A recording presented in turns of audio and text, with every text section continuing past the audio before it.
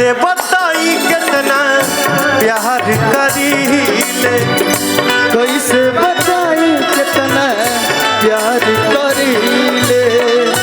आज भी मोहब्बत तोहसे उतने करीले, आज भी मोहब्बत तुझसे उतने करीले। प्यार के निशानी दे हब, प्यार के निशानी दे हब, पायल तोहरा पाँव में मिले खातिया जइहा, मिले खातिया जइहा पलमुआ के गाँव में मिले खातिया जइहा, पलमुआ के गाँव में मिले खातिया जइहा।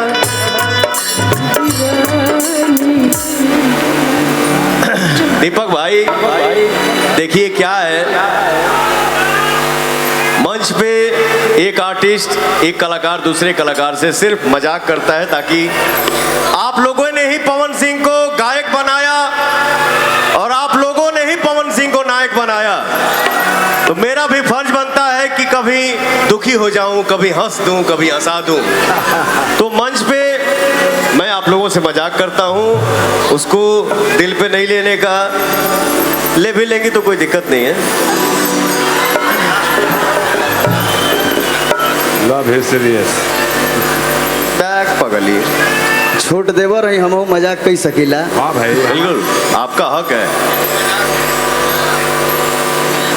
अरे तो पगला हम कौन सा सीरियस बोलते हैं, हम भी तो मजाक ही करते हैं। बस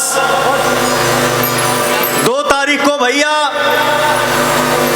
हमारा ट्रेलर रिलीज होता, नवरात्रि के शुभ अवसर पे हमारी एक फिल्म आ रही है। आप सभी के दुआ, आप सभी के आशीर्वाद से, जिस फिल्म का नाम है हर हर गंगे।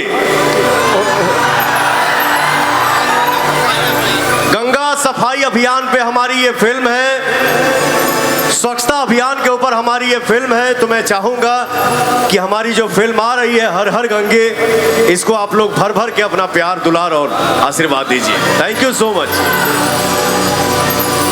ये मुहवा ओढ़नी से बांध के ना है जाना चीन्हे में देर हो जाएगी ना, तो ये बहुत पुरान हो गए पगला, इसका लिस्ट है नहीं मेरे पास। मुहवा ओढ़नी से बांध के ना कि बॉडी मन करता रानी करे के भेंट, कि ओई हो कॉलेज सबे कि तोहर करब हम बे।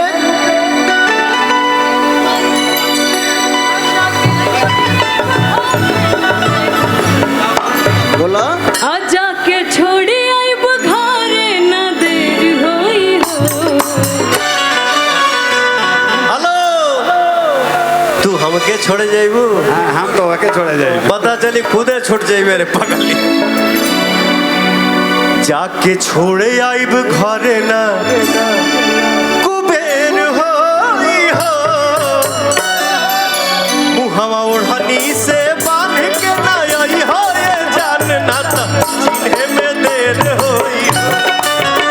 मुहवा ओढ़नी से बांध के ना आई हो, ए जान ना तो चिन्हे में देर होई हो।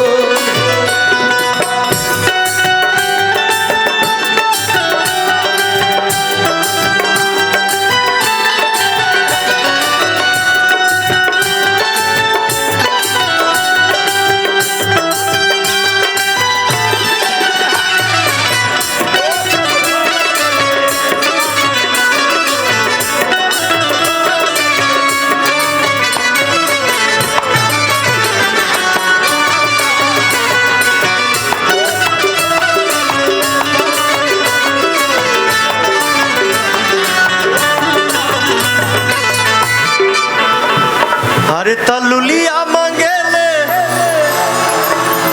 लुलिया का मांगेले, बारे भाई जियो।